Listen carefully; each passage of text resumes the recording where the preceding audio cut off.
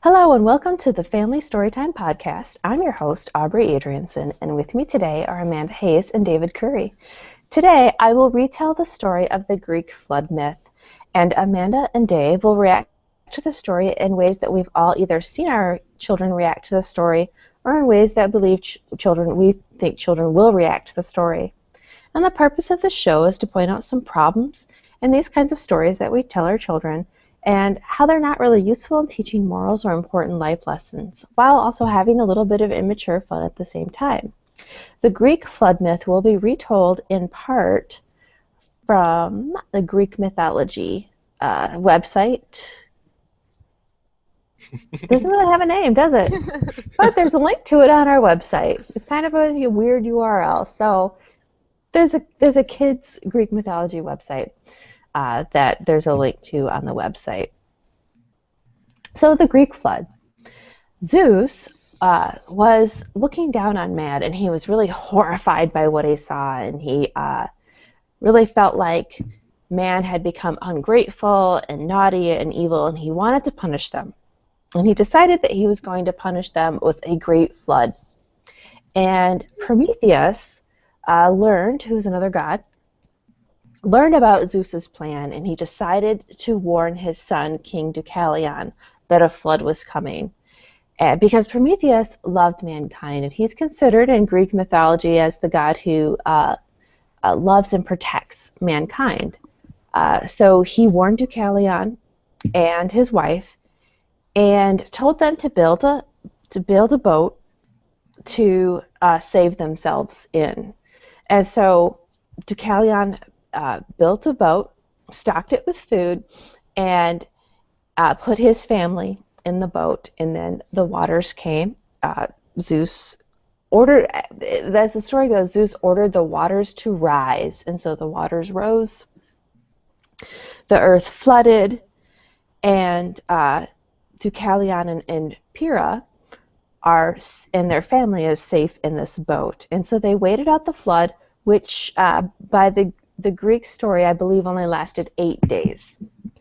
And some other people in the story that were not on the boat were able to swim to safety. So in the Greek flood myth, the entire earth did not flood. Some of the mountaintops were safe. So some people were able to swim to various mountaintops to safety. Some of the animals did survive. Deucalion did not have animals, 2 of each kind on his boat or anything like that, like with the Noah story.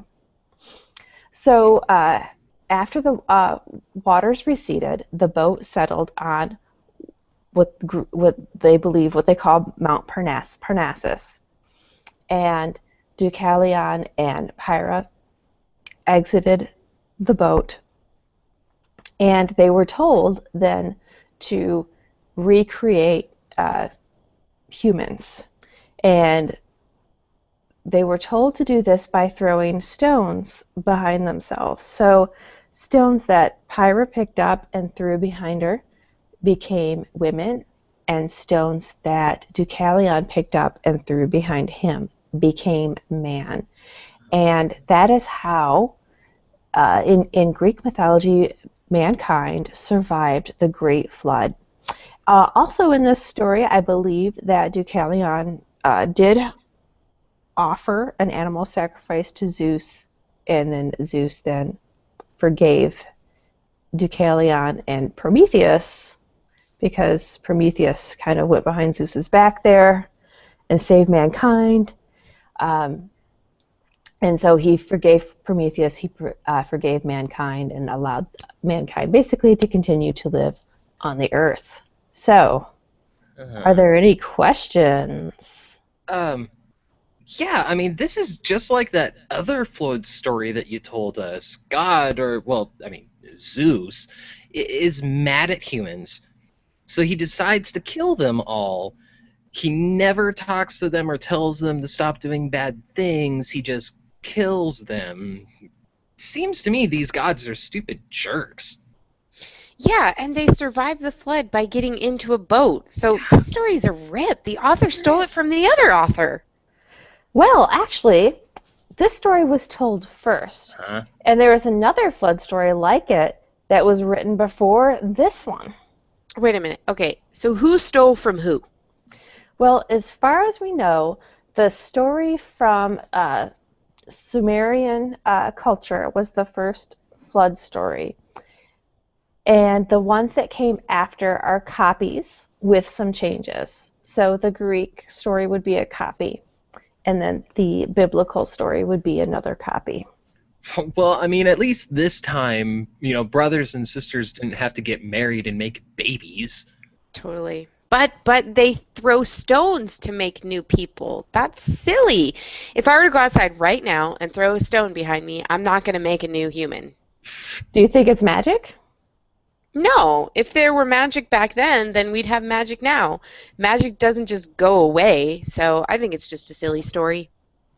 Okay, so what did you learn? Well, way back when, people used to rip each other off by telling each other stories like they're the ones who made them up or something like that. We call that plagiarism today. Bad. Well, again, like with the first story, God, or Zeus, is kind of a jerk, so don't make him mad or he'll kill you. Oh, and Zeus doesn't make you cut off your parts of your penis, so that is definitely a plus. I kind of like him better for that reason. And people used to believe in magic. Okay. So thank you everyone for listening today. So please continue the conversation with your parent or your child and keep